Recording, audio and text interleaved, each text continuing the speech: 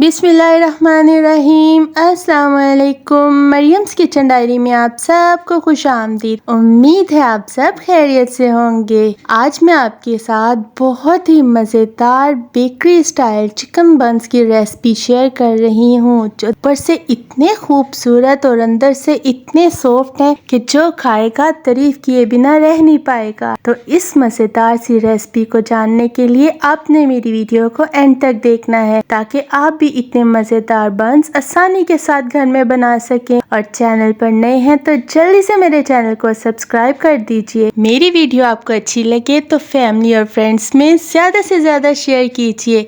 तो चलिए फिर अपनी मज़ेदार सी रेसिपी को बनाना स्टार्ट करते हैं। बिस्मिल्लाहिर्रहमानिर्रहीम। 1 किलो मैदा ले लें, उसमें 1 टीस्पून चीनी की डाल दें, 1 टीस्पून इसमें नमक की डाल दें। साथ ही इसके अंदर 1 पैकेट ईस्ट का यानी कि 11 ग्राम आप इसमें ईस्ट डाल दें। 2 टेबलस्पून इसके अंदर घी का डाल दें। घी की जगह पर आप मक्खन का इस्तेमाल भी कर सकते हैं। 1 अंडा इसके अंदर डाल दें और अब इन तमाम चीज़ों को अच्छे तरीके से मिक्स करें। तो अच्छे तरीके से इन तमाम चीज़ों को मिक्स कर लेने के बाद अब 1 कप इसके अंदर गर्म दूध का डालें। दूध डालकर इसको अच्छे तरीके से मिक्स करें। अब इसके अंदर हस्बे ज़रूरत गर्म पानी डालते जाएं और एक डो तैयार कर लें। आपकी डो जितनी अच्छी गूंदी होगी उतनी ही ज़बरदस्त राइस होगी, और जब डो राइस होगी तो आपकी बेकिंग की हर चीज़ बहुत परफेक्ट बनेगी। सारी डो को इस तरह इकट्ठा करते जाएंगे। तो फिर हम शीट के ऊपर थोड़ा सा मैदा डस्ट करेंगे।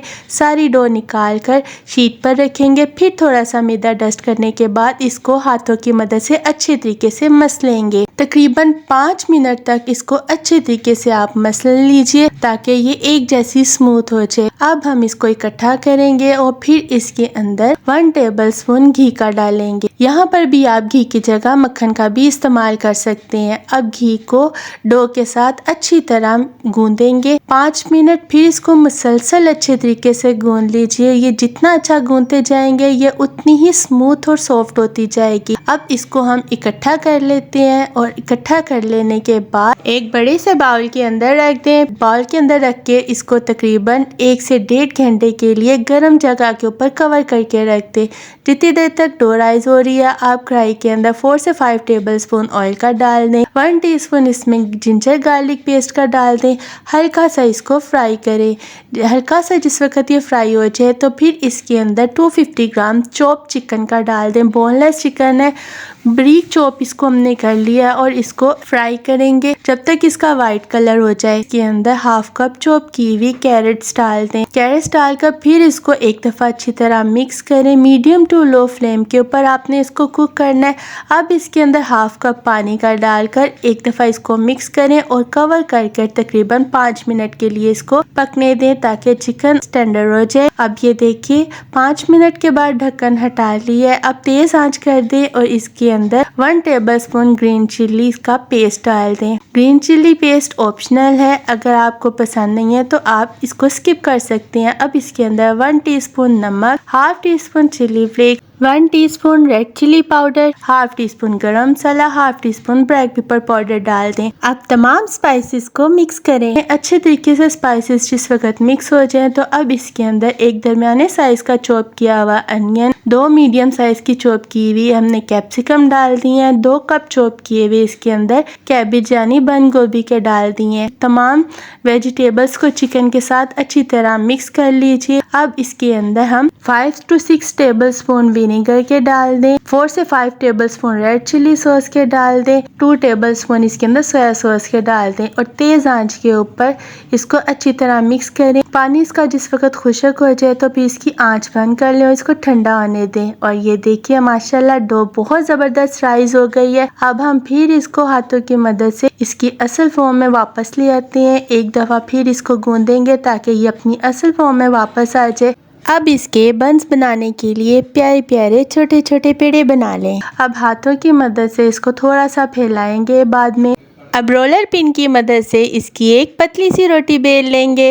इतनी ही पतली आपने इसकी रोटी रखनी है और इतना ही इसका साइज रखना है। अब हमने जो वेजिटेबल और चिकन कुक करके रखा है वो ठंडा हो गया और उसकी इसके अंदर स्टफिंग करेंगे।